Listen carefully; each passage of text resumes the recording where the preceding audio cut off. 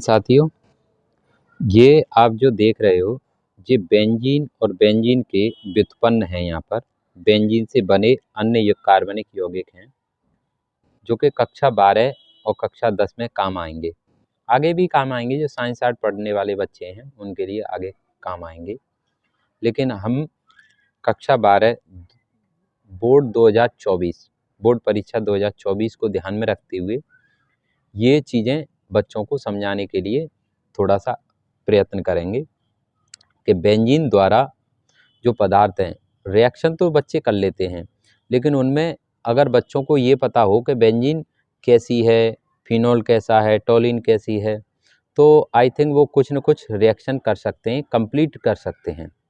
तो रिएक्शन करने में भी फ़ायदा होगा, प्लस में ये जो बच्चे रिएक्शन करते हैं तो उनमें कौन सा क्या पदार्थ होता है, क्या ये बना के दे दिया सर ने या फिर रिएक्शन में बना दिया, तो रिएक्शन समझ में नहीं आती कि ये क्या है क्या नहीं है। तो उनके नाम उनको मिलेंगे और ये रिएक्शन कैसे है उसको भी समझने में ये मदद करेगी आपको। ठीक है, तो खासकर कक्षा 12 बोर्ड परीक्षा 2024 के लिए हम तैयारी करा रहे हैं। हमारे द्वारा हैंड नोट्स तैयार किए गए हैं बेटा, और ये हैंड नोट्स हम अपने व्हाट्सएप चैनल पर भी डाल रहे हैं। वहाँ पर आपको PDF फाइल बहुत अच्छे से बहुत सुंदर आपको नज़र आएगी और वहाँ पढ़ने में भी आपको कोई प्रॉब्लम नहीं आएगी। तो मैं डिस्क्रिप्शन में लिंक दे दूँगा, आप चाहो तो उसको आप ज्वाइन कर सकते हो, फॉलो कर सकते हो और आपको सुविधा होगी। ठीक है, तो मैं आपको ये बेंजीन और बेंजीन के उत्पादों के बारे में थोड़ा सा बताता हूँ क्या है कैसे है। ठीक है बेटा, तो देखिए पहला ये बेंजीन है। बेंजीन किसे कहेंगे? ये बेंजीन का फॉर्मूला होता है C6H6। ये बेंजीन का अणुसूत्र है। इसको बनाएंगे तो बेटा इस प्रकार से ये सर्कुलर बन जाती है। तो ये बेंजीन है हमारी।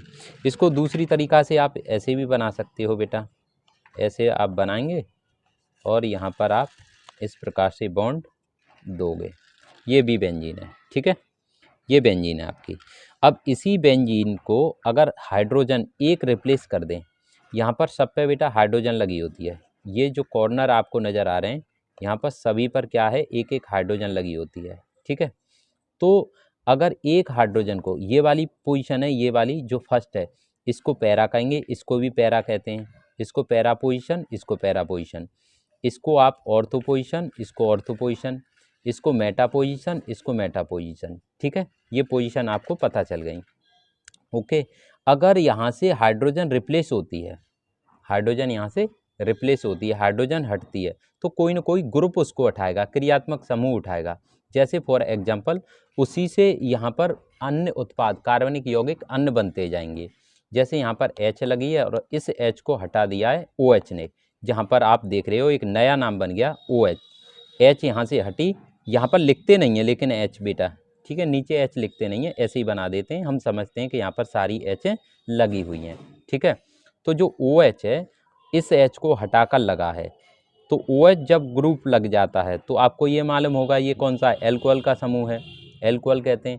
तो एल्कोहल हट गया, एल्कोहल ने क्या कर दिया, H को हटा दिया, तब बन गया नया नाम फिनॉल, इसको फिनॉल कहेंगे। ठीक है, ये फिनॉल है। इसी प्रकार से अगर HCH3 से हट गया तो इसे टोल्यून कहते हैं। ठीक है, अगर Cl से हट गया तो उसे क्लोरोबेंजीन कहेंगे, Br से हट गया तो ब्रोमोबेंजीन कहेंगे, I से हट गया तो आयोडोबेंजीन कहेंगे और F से हट गया तो फ्लोरोबेंजीन कहेंगे। ठीक है बेटा, इसी प्रकार से ये सोडियम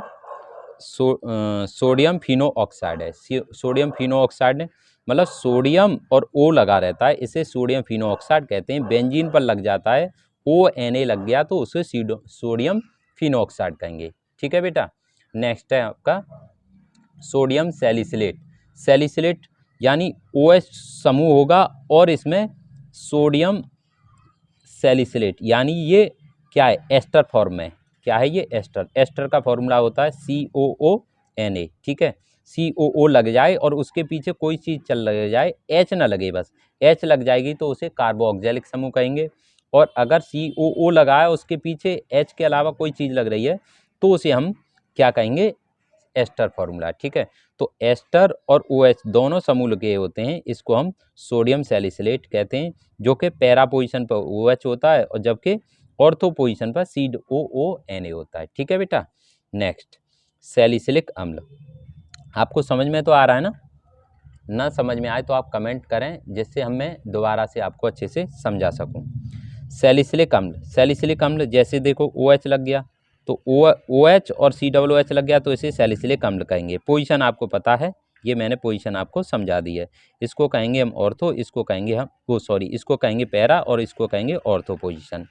पिक्रिक अम्ल बहुत इंपॉर्टेंट है बेटा, ये OH है और OH के कौन कौन सी ऑर्थो पोजीशन पर NO2 और एक पैरा पोजीशन पर NO2, तो इसे कहते हैं हम पिक्रिक अम्ल। ठीक है बेटा।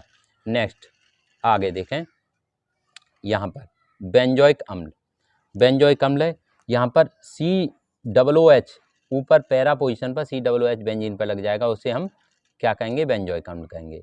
बेंजिल एल्डिहाइड CHO लग जाएगा, तब उसे हम बेंजिल एल्डिहाइड कहेंगे, क्योंकि एल्डिहाइड समूह है CHO, इसलिए इसको बेंजिल एल्डिहाइड। ठीक है। NA2Cl बोले तो डाइजोनियम लवण होता है बेटा, डाइजोनियम लवण। एनिलीन के लिए NH2 जो समूह लगा होता है, तब उसे हम एनिलीन कहेंगे बेंजीन के ऊपर। ठीक है बेटा। नाइट्रोबेंजीन, पैरा पोजीशन पर NO2 लगेगा तो उसे नाइट्रोबेंजीन कहेंगे हम। ठीक है बेटा। CONH2 बेंजाएमाइड, CONH2 जब CONH2 लगा होगा तो बेंजामाइड कहेंगे। इसी प्रकार फेनिल साइनाइड, CN लगा होगा तो फेनिल साइनाइड कहेंगे। मेसिटिलीन, ये बहुत इंपॉर्टेंट है बेटा, CH3 कौन कौन सी पोजीशन पर है ये देखें, ये पैरा पोजीशन है बेटा और ये आपकी मेटा पोजीशन है, तो पैरा और मेटा पोजीशन पर CH3 लग जाएगा तो आपको मेसिटिलीन, और याद करने में थोड़ा सा आसानी हो जाती है। आप थोड़ी सी पोजीशन को ध्यान रखें। क्या है, मैंने पूछा मेसिटिलीन, तो मेसिटिलीन आप बताओ सर जी CH3 पोजीशन लगी रहती है बेंजीन पर, कहाँ कहाँ लगी रहती है, तो पैरा पोजीशन पर CH3, मेटा पोजीशन पर CH3 लग जाता है 3, तब उसे हम कहेंगे मेसिटिलीन है। इसी प्रकार से बेटा क्यूमीन या आइसोप्रोपिल, ये बेंजीन है और बेंजीन के ऊपर क्या लग जाता है, ये प्रोपिल CH3CH ये लग गया, ये समूह लग जाता है। इसको तोड़ के आप देख सकते हो। बॉन्डिंग आपको कार्बन की 4 रखनी है, 4 बॉन्डिंग कार्बन की होनी चाहिए। तो देखें, एक ये बॉन्ड हो गया, एक ये और एक H ऐसे कर लेगा, तो इस प्रकार से बॉन्डिंग पूरी हो रही है। और ये वाली कार्बन है, इसकी भी पूरी हो रही है, H3 लगी हुई है, ये वाली कार्बन है, इसकी भी पूरी हो रही है। तो ये 4 बॉन्डिंग आपको ध्यान रखनी है, 4 पूरी करनी है आपको। ठीक, आपको इस प्रकार से ये समझ में आई। और भी हैं हमारे पास, और भी आपको दिखा रहे हैं।